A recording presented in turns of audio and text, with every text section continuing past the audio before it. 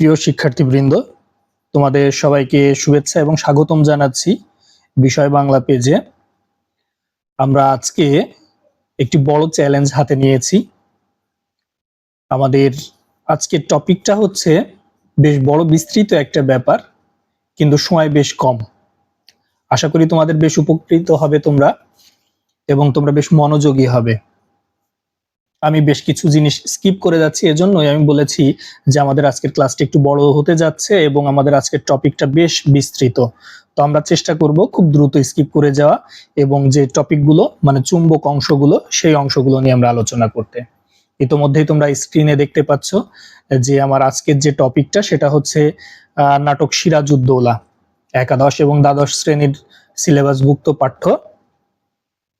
এবং আজকের একটি মাত্র ক্লাসে পুরো নাটকটা আমরা শেষ করার চেষ্টা করব। এজন্য আমি শুরুতে বলেছিলাম যে এটা একটা চ্যালেঞ্জ, কিন্তু আমাদেরকে এটা শেষ করতে হবে। তোমাদের প্রতি আমার অনুরোধ থাকবে তোমরা স্ক্রিনে নজর রাখবে এবং একটু মনোযোগী হবে। আমি চেষ্টা করব খুব দ্রুত এবং সহজেই এটা কমপ্লিট করার জন্য, কারণ আসলে এই টপিকটা নিয়ে তো প্রতিদিন খণ্ড বাই খণ্ড ক্লাস নেওয়া কষ্টকর, সেজন্য আমরা চেষ্টা করব একই দিনে এটা শেষ করার জন্য। তো তোমরা দেখতে পাচ্ছ আমাদের আজকে যে টপিকটা সেটা হচ্ছে নাটক সিরাজউদ্দৌলা, লিখেছেন সিকান্দার আবু জাফর। এখানে আমরা দুটো প্রচ্ছদ দেখতে পাচ্ছি নবাব সিরাজউদ্দৌলার। আমরা আজকের এই ক্লাস থেকে কি কি শিখতে পারি, শিখন ফল আর কি। তো নাট্যকার সিকান্দার আবু জাফরের জীবন ও সাহিত্য কর্ম সম্পর্কে জানতে পারবো, নাটকের বৈশিষ্ট্য, রূপশৈলী, শ্রেণী বিভাগ সম্পর্কে জানতে পারবো, সিরাজউদ্দৌলা কোন ধরনের নাটক তা ব্যাখ্যা করতে পারবো, সিরাজউদ্দৌলা নাটকের পটভূমি এবং পরিণতি সম্পর্কে জানতে পারবো, 1757 সালে সংঘটিত পলাশীর যুদ্ধ সম্পর্কে একটি স্পষ্ট ধারণা গড়ে উঠবে, পলাশীর যুদ্ধে কে কি ভূমিকা রেখেছিল এগুলো আমরা জানতে পারবো, নবাবের মাতা আমেনা বেগম, সিরাজউদ্দৌলা, লুৎফার চারিত্রিক বৈশিষ্ট্য এগুলোও আমরা ব্যাখ্যা করতে পারবো, মীর জাফর, মিরন এবং ঘষ্টি বেগমের মতো যে ইতিহাসে ঘৃণিত চরিত্রগুলো আছে এগুলোও আমরা জানবো। এছাড়া গুপ্তচর রাইসুল জুহালার কার্যক্রম আমরা ব্যাখ্যা করতে পারবো। আরো অনেক বিষয় আছে, যেমন দেশপ্রেমিক হিসেবে মীর মর্দান, মোহনলাল, বদ্রে আলী, নৌবে সিং, বিশ্বাসঘাতক হিসেবে রাজবল্লভ, অমিচাঁদ, জগৎ শেঠ, রায় দুর্লভ, মানিক চাঁদ, এই চরিত্রগুলোও আমরা জানতে পারবো। এবং বাংলায় ইংরেজরা কিভাবে তাদের শেকড় গেড়ে বসেছিল এই জিনিসগুলো আমরা জানতে পারবো। Lord Clive, Holwell, Clayton, Drake, Watts, Kilpatrick, মার্টিনদের ভূমিকা এগুলো আমরা জানবো। পলাশীর যুদ্ধে ফরাসি সৈন্য সাফরের ভূমিকা এটা তোমরা ব্যাখ্যা করতে পারবে। নবাব কোথা থেকে কিভাবে আটক হয়েছিলেন সেটাও তোমরা জানতে পারবে।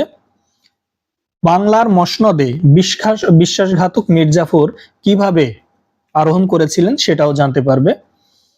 নবাবকে কোন অজুহাতে মীর জাফর আলী খান প্রাণদণ্ড দেয় এই জিনিসগুলো আমরা জানতে পারবো। সব মিলিয়ে এই সিরাজউদ্দৌলাটা নাটকটা পাঠ করলে আমাদের শিক্ষার্থীরা কিভাবে দেশপ্রেমে উদ্বুদ্ধ হতে পারে এখান থেকে আমরা একটা উপলব্ধি নেওয়ার চেষ্টা করব। এজন্য আমি বারবার বলছিলাম যে আমাদের ক্লাসটা কিন্তু সুবিস্তৃত, অনেক বড় একটা টপিক, কিন্তু আজকে মাত্র একটাই ক্লাস। সেজন্য আমার এই ক্লাসটিতে অনেকগুলো স্লাইড আছে। আমি চেষ্টা করব চুম্বক অংশগুলোকে তোমাদেরকে প্রদর্শন করার জন্য এবং আমি ব্যাখ্যা করার জন্য। কিছু অংশ আছে যেগুলো আমি একটু স্কিপ করার চেষ্টা করব, এজন্য বারবার অনুরোধ করছি তোমরা একটু মনোযোগী হবে। প্রথমেই তোমরা একটা ছবি দেখো, নাট্যকার পরিচিতি। মানে আমাদের আজকে যিনি নাট্যকার অর্থাৎ সিরাজউদ্দৌলা নাটকটা যিনি লিখেছেন সিকান্দার আবু জাফর, তার দুটো ছবি, একটি সাদা কালো, একটি দেখা যাচ্ছে একটু কালারফুল। আমি এগুলো আসলে গুগল থেকে সংগ্রহ করেছি, কারণ ক্লাসটাকে একটু সমৃদ্ধ করার জন্য, তোমাদেরকে এই সম্পর্কে একটু বিস্তৃত ধারণা দেওয়ার জন্য আমি গুগলের দ্বারস্থ হয়েছি। আসো আমরা নাট্যকার পরিচিতিটা একটু জানার চেষ্টা করি। সিকান্দার আবু জাফর 1919 সালে সাতক্ষীরা জেলার তালা উপজেলার তেতুলিয়া গ্রামে জন্মগ্রহণ করেন। তিনি মূলত একজন কবি হলেও সাহিত্যের বিভিন্ন ক্ষেত্রে ছিল তার স্বচ্ছন্দ পদচারণা। তিনি প্রগতিশীল সাংস্কৃতিক আন্দোলনে বরাবরই অগ্রবর্তী ছিলেন। তার সম্পাদনায় দীর্ঘকাল ধরে প্রকাশিত মাসিক সাহিত্য পত্রিকা সমকাল হয়ে উঠেছিল তরুণ সাহিত্যিকদের মিলনক্ষেত্র। পাকিস্তানি অপশাসনের বিরুদ্ধে বুদ্ধিবৃত্তিক প্রতিবাদ ও প্রতিরোধের এক বলিষ্ঠ প্ল্যাটফর্ম। পাকিস্তানি সামরিক শাসনের বিরুদ্ধে সোচ্চার কণ্ঠে প্রতিবাদ ব্যক্ত করায় এই পত্রিকাটি একাধিকবার নিষিদ্ধ ও এর প্রকাশিত সংখ্যা বাজেয়াপ্ত হয়েছিল। সিকান্দার আবু জাফরের শিক্ষাজীবন শুরু হয় খুলনার তালাবিডি ইংরেজি উচ্চ বিদ্যালয়ে। সেখানকার পাঠ সমাপ্ত করে তিনি কলকাতার সুরেন্দ্রনাথ কলেজে অধ্যয়ন করেন। এই সুরেন্দ্রনাথ কলেজ পূর্বে রিপন কলেজ নামে পরিচিত ছিল। শিক্ষাজীবন সমাপ্ত হবার পর 1941 সাল থেকে বিভিন্ন ধরনের মননশীল পেশায় তিনি যুক্ত হন। এরপর যখন দেশভাগ হলো, অর্থাৎ 1947 সালে যখন দেশভাগ হলো, তিনি 1953 সাল পর্যন্ত রেডিও পাকিস্তানের স্টাফ আর্টিস্ট হিসেবে দায়িত্ব পালন করেন। তিনি ছিলেন মুখ্যত একজন সাংবাদিক। কাজী নজরুল ইসলাম সম্পাদিত নবযুগ পত্রিকায় কাজ করার অভিজ্ঞতাও তার ছিল। মুক্তিযুদ্ধের সময় কলকাতা থেকে সাপ্তাহিক অভিযান পত্রিকা সম্পাদনা ও প্রকাশের গুরু দায়িত্ব পালন করেন তিনি। আমাদের সংগ্রাম চলবেই, বাংলা ছাড়ো প্রভৃতি বিখ্যাত রচনা স্রষ্টা সিকান্দার আবু জাফর নাট্যকার হিসেবেও বিশেষভাবে সমাদৃত ছিলেন। সিরাজউদ্দৌলা ছাড়াও তার আরো যেসব বিখ্যাত নাটক রয়েছে তার মধ্যে অন্যতম হচ্ছে মাকড়সা, শকুন্ত উপাখ্যান, মহাকবি আলাওল উল্লেখযোগ্য। নাট্যচর্চার স্বীকৃতিস্বরূপ 1966 সালে তাকে বাংলা একাডেমি পুরস্কারে ভূষিত করা হয়। কবিতা ও নাটকের পাশাপাশি উপন্যাস, অনুবাদ সহ বিভিন্ন সৃষ্টিশীল কর্মকাণ্ডে তিনি সবিশেষ কৃতিত্বের স্বাক্ষর রাখেন। 1975 সালের 5 আগস্ট তিনি ঢাকায় মৃত্যুবরণ করেন। এবার আসো আমরা একটু নাটকের সংজ্ঞা বা বৈশিষ্ট্য এবং এর বৈচিত্র্য সম্পর্কে একটু সম্যক ধারণা নেওয়ার চেষ্টা করি। আসলে অনেক বড় বিস্তৃত একটা ব্যাপার, তো আমরা চেষ্টা করব খুবই সম্যক একটু ধারণা নেয়ার। সাহিত্য রচনার একটি বিশেষ রূপ ও শ্রেণী হলো নাটক। সাহিত্যের তো অনেকগুলো ধারা থাকে, যেমন গল্প, উপন্যাস, কবিতা, তারপরে কাব্য, তার মধ্যে নাটকীয় একটি শ্রেণী। প্রাচ্য নাট্যশাস্ত্রে একে দৃশ্যকাব্য বলে অভিহিত করা হয়। হ্যাঁ, এটাকে দৃশ্যকাব্য বলা হয়। কাব্য, তবে সেটা একটু দৃশ্যকাব্য, সচিত্র, এরকমটা বুঝিয়েছে। গ্রিক ভাষা থেকে আগত ড্রামা শব্দটির অর্থ হলো অ্যাকশন তথা কিছু করে দেখানো, অর্থাৎ ঘটনা যেভাবেই হোক সেটাকে আবার একটু আয়োজন করে সাজিয়ে প্ল্যাটফর্মে দাঁড় করানো। বাংলা নাটক, নাট্য, নট, নটি প্রভৃতি শব্দ উদ্ভূত হয়েছে নট ধাতু থেকে, যার অর্থ নড়াচড়া করা। অর্থাৎ নাটকের মধ্যে এক ধরনের গতিশীলতা রয়েছে যা একটি ত্রিমাত্রিক শিল্প কাঠামো গড়ে তোলে। বলে রাখা প্রয়োজন যে বর্তমান সময়ে নাটক পরিবেশনের সবচেয়ে জনপ্রিয় মাধ্যম টেলিভিশন হলেও মঞ্চই নাটকের প্রকৃত ও যথার্থ পরিবেশনা স্থল। তাই নাটক বিষয়ক এই আলোচনায় মঞ্চ নির্ভর নাট্য বৈশিষ্ট্যই কেবল বিবেচনা করা হবে। প্রকৃতপক্ষে নাটকের মধ্যে একটি সামষ্টিক শিল্প প্রয়াস সম্পৃক্ত থাকে।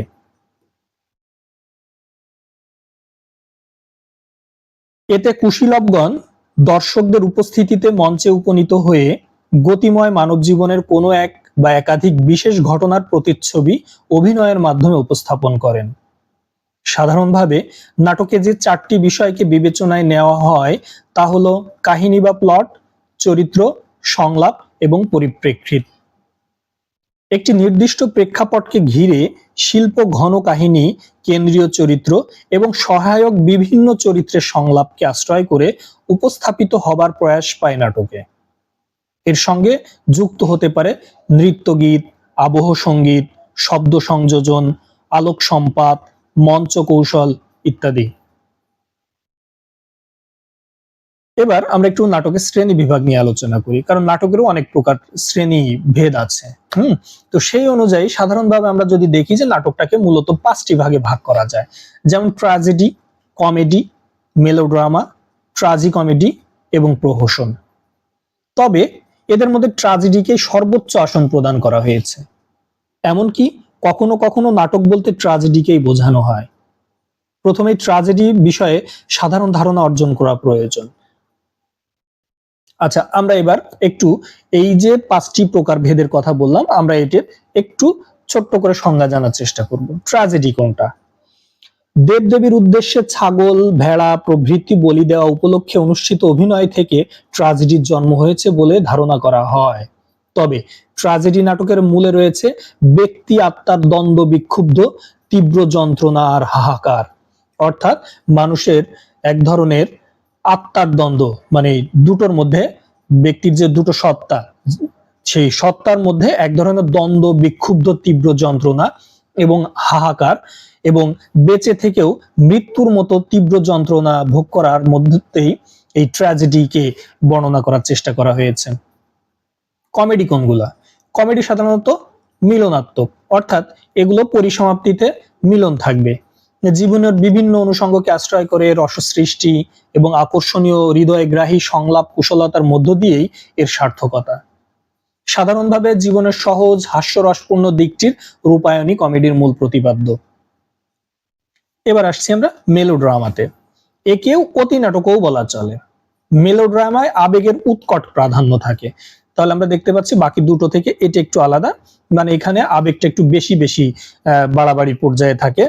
এটিও বিয়োগান্ত নাট্যশ্রেণী, তবে এতে ট্র্যাজেডির মতো কোনো উত্তুঙ্গ নান্দনিকতা সঞ্চারিত হয় না। প্রায়শই দুর্বল ট্র্যাজেডিকে নাটক মেলোড্রামার পর্যবেসিত হয়। অর্থাৎ দুর্বল ট্র্যাজেডিক টাইপের যে নাটকগুলো, সেগুলোকে সাধারণত আমরা মেলোড্রামা বলে থাকি। এবার আসছি ট্রাজিকমেডিতে। ট্রাজিকমেডি হচ্ছে গুরু গম্ভীর পরিবেশকে খানিকটা লঘু করার উদ্দেশ্যে বিভিন্ন হাস্যরস সম্পৃক্ত করা হয়। এর প্রকৃতি ও প্রবণতা সম্পর্কে খুব সুনির্দিষ্ট কোনো সংজ্ঞার্থ কিংবা ব্যাখ্যা পাওয়া যায় না। তবে ট্রাজিকমেডির ধারণাকে নাট্য লক্ষ্যের সঙ্গে সামঞ্জস্যপূর্ণ করে অনেক নাট্যকার অনেক নাট্য রচনা করেছেন। প্রহসন এবার কোনগুলা?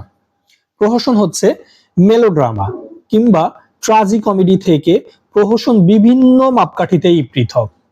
সমাজ বা ব্যক্তির দোষ, অসঙ্গতি বিশেষভাবে দেখাবার উদ্দেশ্যই এইটার মূল কাজ।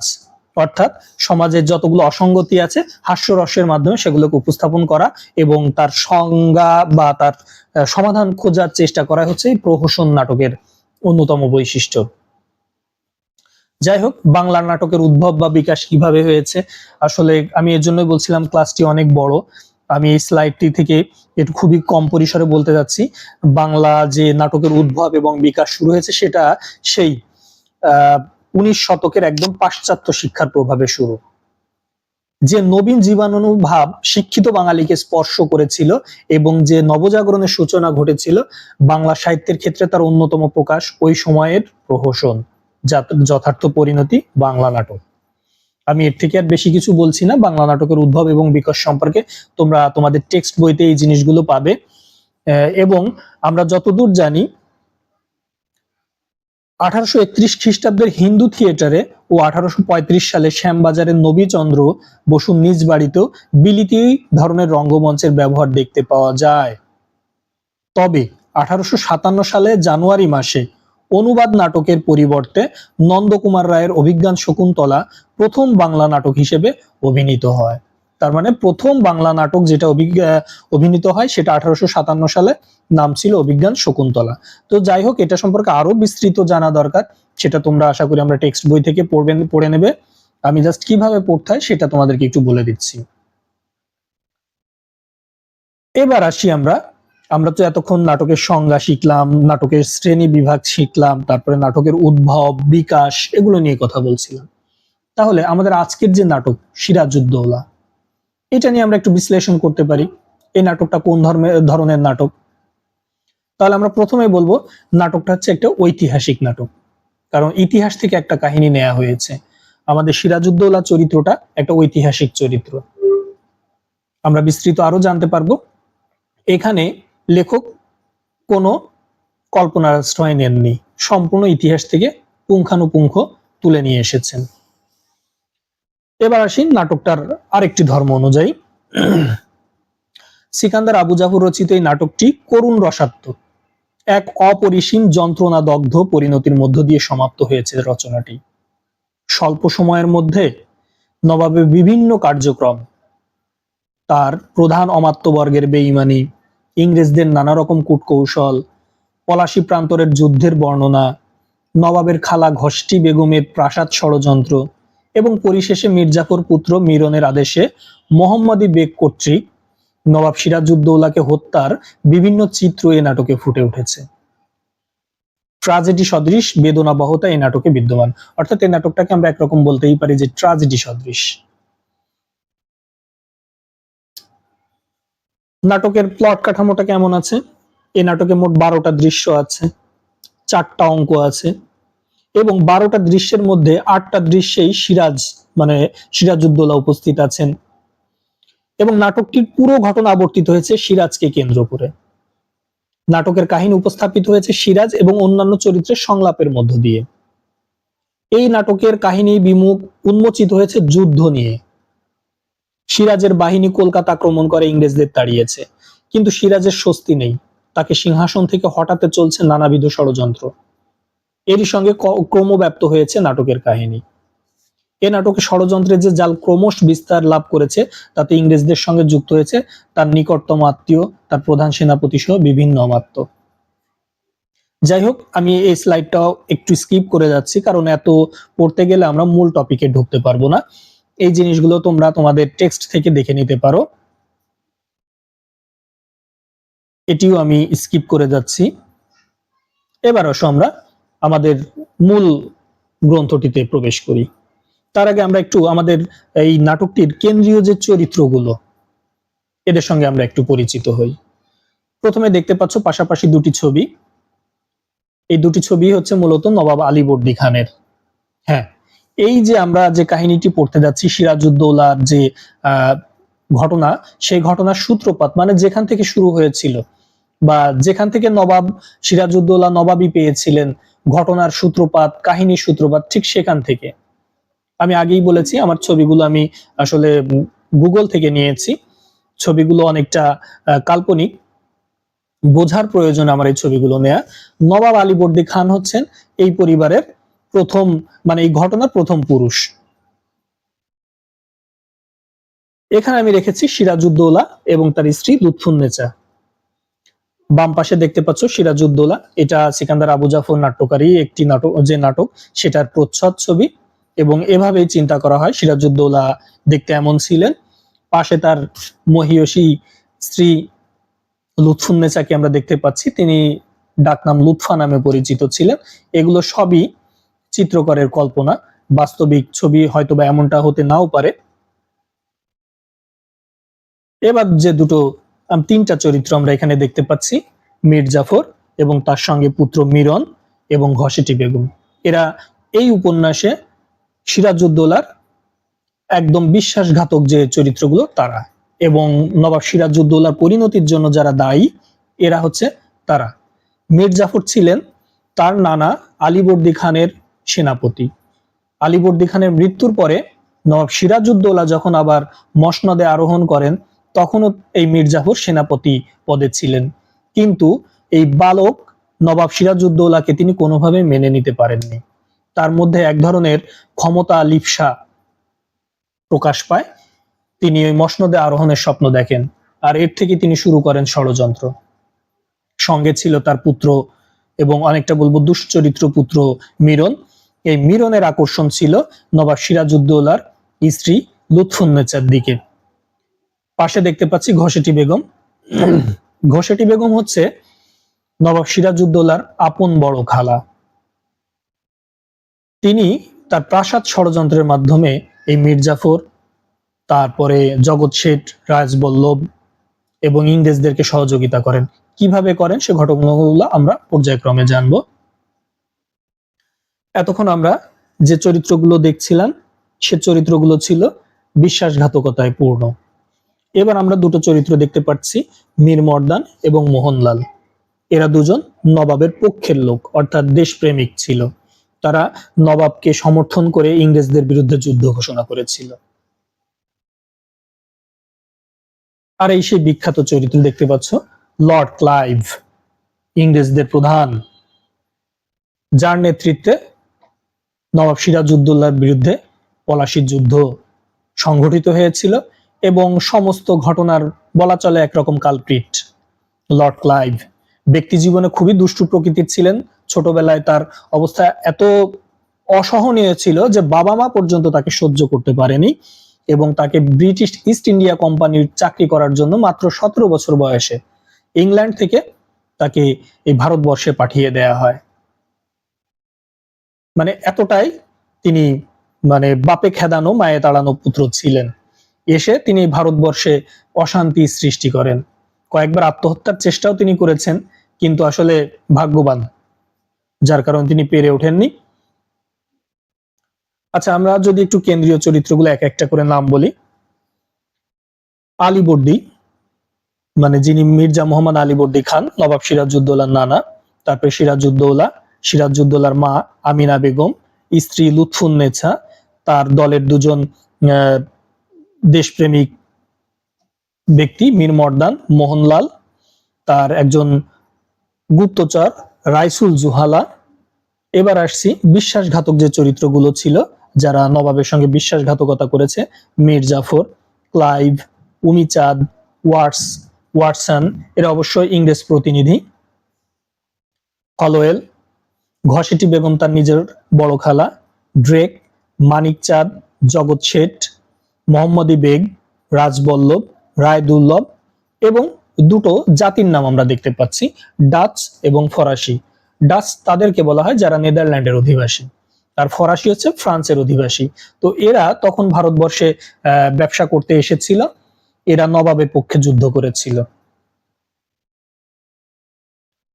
আরো দুটি টপিক এখানে আছে, ফোর্ট উইলিয়াম এবং আলীনগরের সন্ধি। এই দুইটা টিকা একটু জানা উচিত। ফোর্ট উইলিয়াম কি? কলকাতায় ইস্ট ইন্ডিয়া কোম্পানি কর্তৃক প্রতিষ্ঠিত বাণিজ্য কুঠি। 1706 সালে কুঠি নির্মিত হয়। পরে এই কুঠি দুর্গ হিসেবে ব্যবহৃত হয়। ইংল্যান্ডের রাজা উইলিয়ামের সম্মানে এই কুঠি নামকরণ করা হয়। আর হচ্ছে আলীনগরের সন্ধি। 1757 সালের 9 ফেব্রুয়ারি বাংলার নবাব সিরাজউদ্দৌলা এবং ভারতের ব্রিটিশ প্রতিনিধি রবার্ট ক্লাইভের সঙ্গে সম্পাদিত চুক্তি। এই চুক্তির শর্ত অনুযায়ী তখন কলকাতা নগরী ব্রিটিশ ইস্ট ইন্ডিয়া কোম্পানির কাছে হস্তান্তর করা হয়।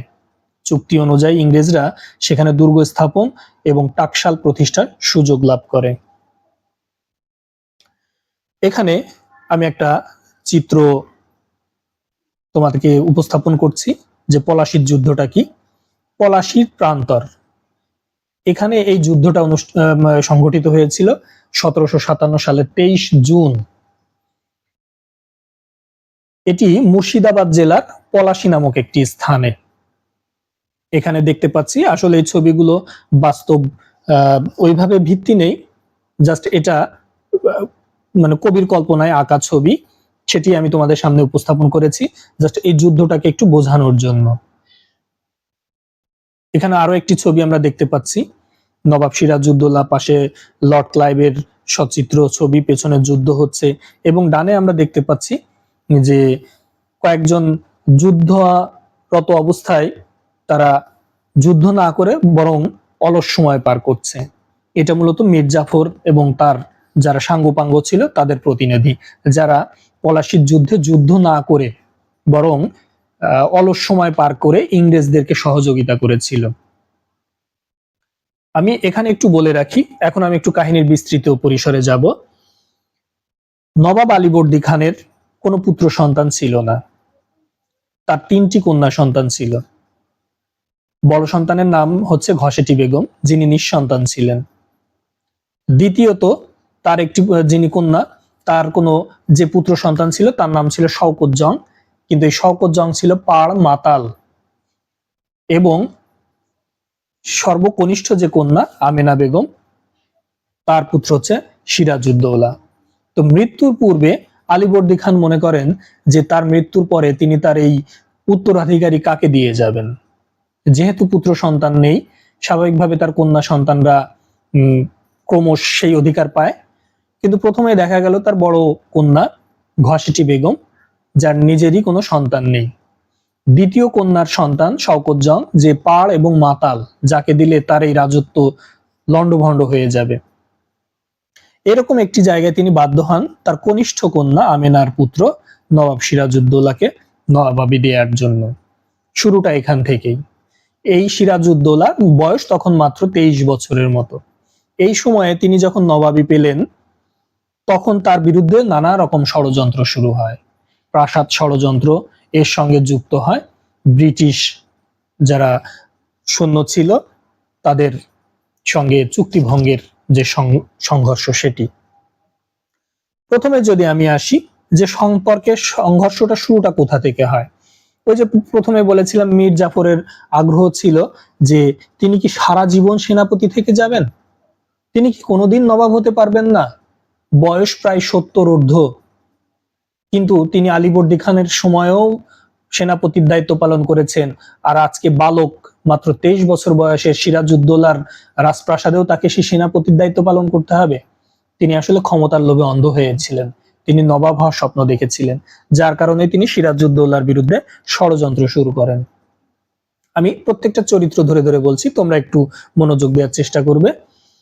এরপরে মীর জাফরের পুত্র মিরন, তার মূল আকর্ষণ ছিল বা চাহিদা ছিল নবাব সিরাজউদ্দৌলার স্ত্রী লুৎফুন্নেসাকে সে পছন্দ করত এবং সে যে কোনো ভাবে তাকে অধিকার করতে চেষ্টা করত। এটাও তার একটা অন্যতম কারণ নবাবের বিপক্ষে যাওয়ার জন্য।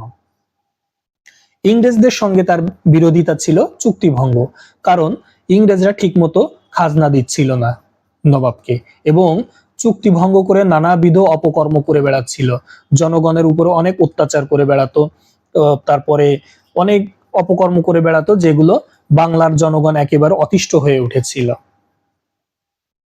ঘসেটি বেগম, ঘসেটি বেগম তিনি পিতার জ্যেষ্ঠ কন্যা হওয়ার পরেও রাজমাতা হতে পারেননি, এটা তার একটা দুঃখ।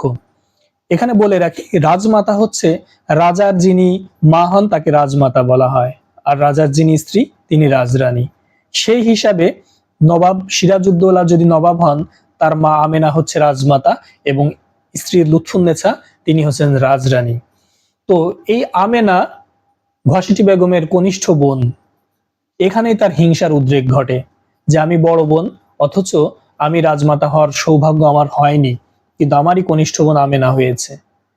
তো এই ধরনের এক ধরনের হিংসা, পরশ্রী কাতরতা থেকে ঘসেটি বেগমের মধ্যে এই ক্ষোভের জন্ম নেয়, যার কারণে তিনি প্রাসাদ ষড়যন্ত্রে লিপ্ত হন।